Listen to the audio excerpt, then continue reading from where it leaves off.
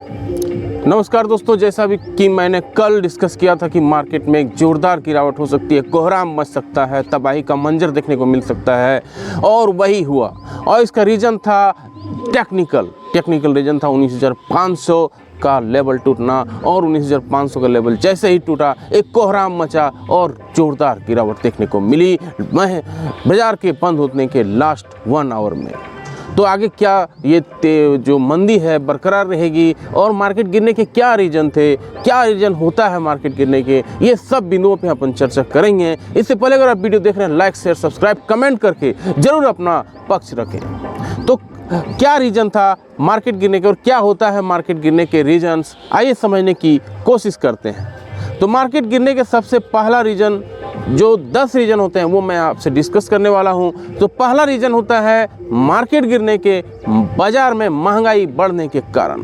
अब बाज़ार में महंगाई, अमेरिका के मार्केट हमारे लिए सबसे इम्पोर्टेंट होते हैं। अमेरिका के मार्केट में महंगाई बढ़ रही है। यहाँ का होम लोन 15 साल के ऊंचे स्तर पे है। आप समझ सकते हैं अमेरिका जैसे देश पे होम लोन बिक नहीं रहा है, घर नहीं बिक रहे हैं तो कैसे इकोनॉमी चलेगा और बैंक कैसे चलेगा। इसलिए महंगाई का डर वहाँ पे हावी हो गया है। ब्याज दर काफ़ी हेवी हैं और लोग घर नहीं खरीद रहे हैं, कार नहीं खरीद रहे हैं, इकोनॉमी कहाँ से चलेगा, ये सबसे बड़ी चिंता है। अब ये चिंता ये भी सताई जा रही है कि 2008 जैसे मंदी आने की आशंका मार्केट में हो सकती है।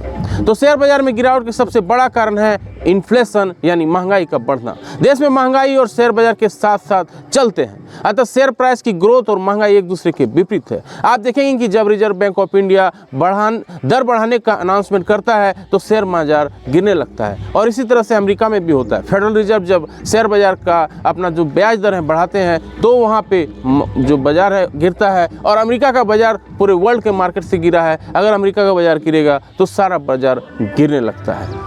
ऐसा इसलिए होता है क्योंकि महंगाई बढ़ने से चीज़ों जो रॉ मटेरियल्स हैं उसके दाम बढ़ने लगते हैं। महंगाई बढ़ने पर कंपनियों को अपने प्रोडक्ट बनाने के लिए अधिक पैसों की ज़रूरत होती है, जिससे कंपनियों के प्रोडक्ट महंगे दाम पर बेचने पड़ते हैं, और ऐसा करने से माल पहले की तुलना में कम बिकने लगता है, जिससे तिमाही नतीजों, जिसे क्वार्टरली रिजल्ट जो होते हैं, हर कंपनी के क्वार्टरली रिजल्ट होते हैं, वो क्वार्टरली रिजल्ट खराब होने लगते हैं। तो और आपको तो पता ही होगा, स्टॉक मार्केट में लिस्टेड किसी भी कंपनी के तिमाही रिजल्ट जब खराब आते हैं तो कंपनी का बुरा परफॉर्मेंस के कारण शेयर होल्डर्स उस कंपनी के शेयर बेचने लगते हैं, और जिससे शेयर प्राइस गिरने लगता है। और यह सब हुआ सिर्फ महंगाई बढ़ने के कारण। तो आप समझ सकते हैं कि शेयर बाजार में जो मार्केट गिरने के पीछे महंगाई यानी इन्फ्लेशन का कितना बड़ा हाथ है। महंगाई का असर अधिकतर सर्विस सेक्टर वाले कंपनियों की तुलना में कमोडिटी और मैन्युफैक्चरिंग वाली कंपनियों पर ज़्यादा पड़ता है। दूसरा होता है ग्लोबल मार्केट में नेगेटिव न्यूज़ के कारण। आप जान रहे हैं कि इजराइल और गाजा के बीच में लड़ाई चल रहा है। पूरा गाजा तहस नहस हो चुका है और उसमें कई देश कूदने वाले हैं। ईरान उसमें से आगे है, और चीन, रसिया जो है गाजा को, फिलिस्तीन को, ईरान को अंदर में सपोर्ट कर रहे हैं। तो ये वर्ल्ड वार 3 छेड़ने की आशंका भी है। शेयर बाजार में गिरने का दूसरा कारण है ग्लोबल मार्केट, और कोई भी बुरी खबर आ जाना। जैसे आज आप सुने होंगे रूस और यूक्रेन का जब वार हुआ था उस समय गिरा था, और अभी इजराइल और गाजा का वार चल रहा है, और इसमें से मार्केट गिरना लाजमी है। तो जब तक ये वार ख़त्म नहीं होगा, जब तक ये वार एक सही दिशा पे नहीं पहुँचेगा तो मार्केट गिरता रहेगा। इसी प्रकार इजराइल और फिलिस्तीन के युद्ध में भी शेयर बाजार में काफ़ी गिरावट अब देखने को मिल रही है। इसका मतलब है कि वैश्विक बाजार में भी जब भी इस प्रकार की कोई घटना होती है जो दुनिया के लिए घातक साबित हो सकती है तो उसका असर शेयर बाजार पर भी पड़ता है। लेकिन आप चाहे तो शेयर बाजार की इस गिरावट का फ़ायदा भी उठा सकते हैं, लेकिन इसके लिए आपको दुनिया के बाज़ारों पर नज़र भी रखना होगा। जब आपको पहले से किसी नेगेटिव खबर का पता चले तो इसके बारे में जांच पड़ताल करना होता है, और जब आप पूरी तरह संतुष्ट हो जाएं कि कोई बड़ा युद्ध छिड़ने वाला है या इस प्रकार कोई घटना घटने वाली है तो आप शॉर्ट सेल करके यानी शेयर बेच के भी पैसा कमा सकते हैं, या फिर शेयर बाजार में गिरने पर ऑप्शन ट्रेडिंग पुट पर भी प्रॉफिट कमा सकते हैं। निफ्टी या सेंसेक्स में गिरावट होने पे क्या करते हैं, क्या रीज़न है कि निफ्टी या सेंसेक्स के गिरने का सबसे बड़ा कारण होता है देश की बड़ी कंपनियों के स्टॉक प्राइस में गिरावट हो जाना।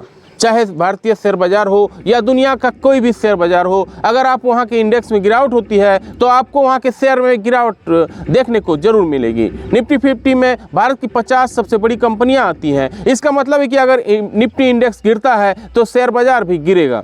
इसी प्रकार सेंसेक्स के गिरने के भी, शेयर बाजार में गिरने के भी बहुत कारण होते हैं, क्योंकि उसमें टॉप 30 कंपनियां होती हैं। निफ्टी और सेंसेक्स का गिरना इस बात पर निर्भर करता है कि मार्केट में इन्वेस्टर का सेंटीमेंट कैसा है। मतलब अगर शेयर होल्डर किसी दिन मार्केट पर बुलिश है तो शेयर बाजार ऊपर जाएगा, और अगर बेरिश है तो शेयर मार्केट नीचे आएगा।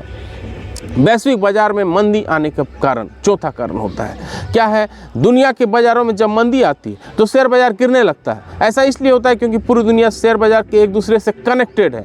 आपने देखा होगा अगर विदेशी बाजार में गिरावट होती है तो इंडिया के शेयर मार्केट में भी गिरावट देखने को मिलती है, और अगर विदेशी बाजार ऊपर जाता है तो इंडियन मार्केट भी ऊपर जाने लगता है। ऐसा इसलिए होता है क्योंकि भारत का जो बहुत सारी कंपनियां हैं, व्यापार अपनी माल बेचती हैं, एक्सपोर्ट करती हैं बाहर, और विदेश की बहुत सारी कंपनियां भारत को भी अपना माल सप्लाई करती हैं, इंपोर्ट करती हैं। इस प्रकार एक दूसरे की इकोनॉमी एक दूसरे से जुड़ा है। आपने देखा होगा 2008 का जो लेहमन ब्रदर्स फाइनेंशियल क्राइसिस हुआ था, वहाँ इंडिया में नहीं हुआ था, लेकिन उसका असर पूरा इंडियन शेयर मार्केट में भी देखने को मिला था। और इंडिया ही नहीं, 2008 में हर देशों के शेयर मार्केट गिरने लगे थे। इसी प्रकार दुनिया के किसी देश की बड़ी कोई दुर्घटना होती है तो उसका असर प्रत्येक देश के शेयर मार्केट पर पड़ता है। अभी इस समय अमेरिका का शेयर मार्केट सबसे मजबूत है और इसलिए इकोनॉमी जो है मजबूत माना जाता है, लेकिन अभी शेयर मार्केट अमेरिका का भी ये इजराइल गाजा के वार में सब गिरने लगा है, और इसके कारण भी जो है मार्केट गिर रहा है। पांचवा कारण है विदेशी निवेशकों का शेयर बेचना।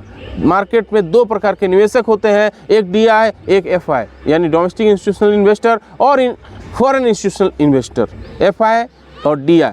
अगर भी FI DI दोनों माल बेचने लगे, जो हैवी मात्रा में बेचता है, तो वहाँ से भी शेयर मार्केट गिरने लगता है। शेयर प्राइस का ओवर वैल्यूड होने के कारण भी छठा कारण है जो मार्केट गिरने लगता है। तो शेयर मार्केट कभी कभी, अभी जो मार्केट हाल फिलहाल जो रैली आई थी, इसमें ओवर वैल्यूड हो गए थे और इसलिए मार्केट अब गिरना लाजमी हो गया है। साथ में कमोडिटी के भाव, जैसे इजराइल और गाजा के बीच में जो वार चल रहा है, इसमें कमोडिटी के भाव आसमान पर छूने लगे हैं। जैसे ब्रेंट क्रूड का रेट बढ़ रहा है, सिल्वर गोल्ड का भी रेट बढ़ रहा है। ये सारे रीज़न है जो मार्केट को गिरा रहे हैं, क्योंकि क्रूड का दाम हर कमोडिटी से जुड़ा है। अगर क्रूड का रेट बढ़ेगा, सब चीज़ का रेट बढ़ने लगता है और इससे महंगाई बढ़ती है। क्रूड ऑयल का प्राइस बढ़ने के कारण, तो कमोडिटी में क्रूड प्राइस भी होता है। आठवां कारण है क्रूड ऑयल का बढ़ना। क्रूड ऑयल का मतलब है सब चीज़ से जुड़ना, सब चीज़ के कारण जुड़ जाता है और इसी कारण मार्केट गिरने लगता है। नौवां होता है राजनीतिक अस्थिरता के चलते। अब जैसे इजराइल और गाजा के बीच में लड़ाई चल रहा है,